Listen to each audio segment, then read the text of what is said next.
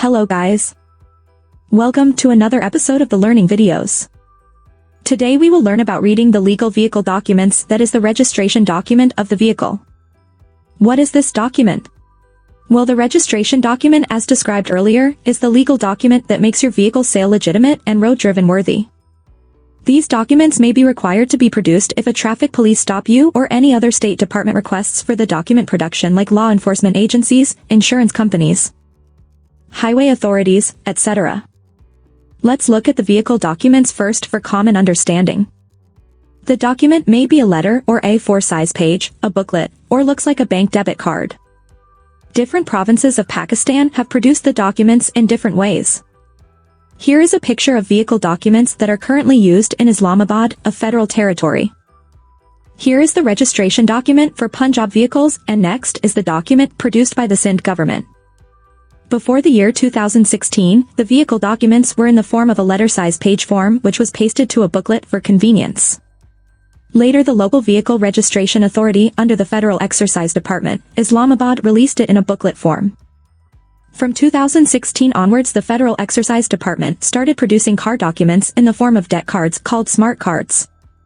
What makes them smart is the smart chip embedded into the card, which holds all the necessary information required by law enforcement agencies.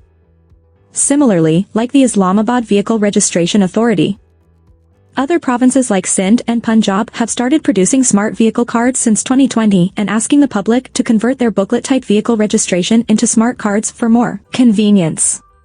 To give you an example, here are some of the pictures of vehicle legal registration documents. Now let's take a look at the vehicle registration documents of the Islamabad Federal Territory. Here we will learn about how to read the information presented in the document. The information about the vehicle on the card is two-sided. The front, which has a chip and states the heading, Vehicle Identification Card, displays the purchaser name. He is the person who first bought the vehicle originally from a local vehicle manufacturing company like Honda, Toyota, Suzuki, etc., or imported the vehicle. Now it is not a must that a purchaser registered the vehicle too. It is quite possible that the purchaser might have sold the vehicle before registering it. So below the purchaser information, you will notice the first registration date of the vehicle, if registered by the purchaser.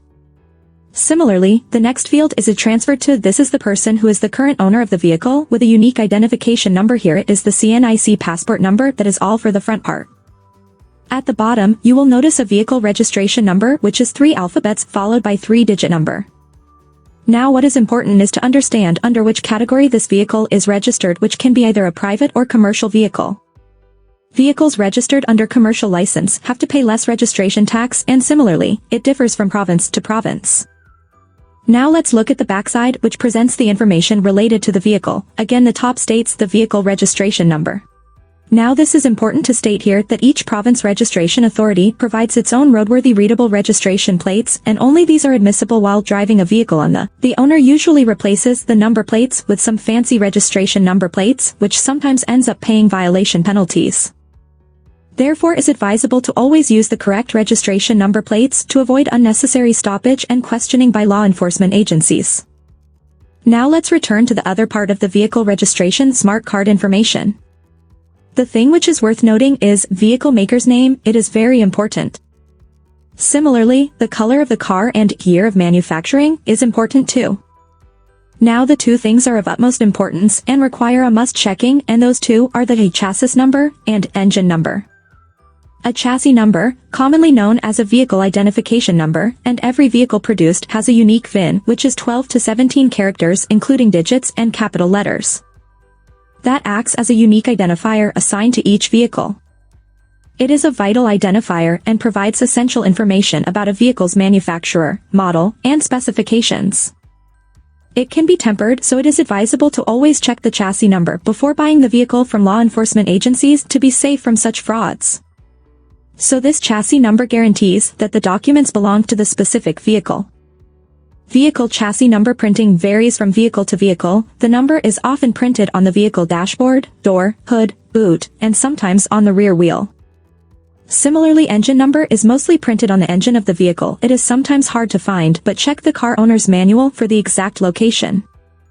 Now let's look at some of the chassis and engine numbers printed on the most famous brands of vehicles running in Pakistan. such as Toyota, Honda, Suzuki. I hope this information was enough for you to read and identify your vehicle and will guide you before buying a vehicle of your choice. Thank you very much for listening and hope to see you again.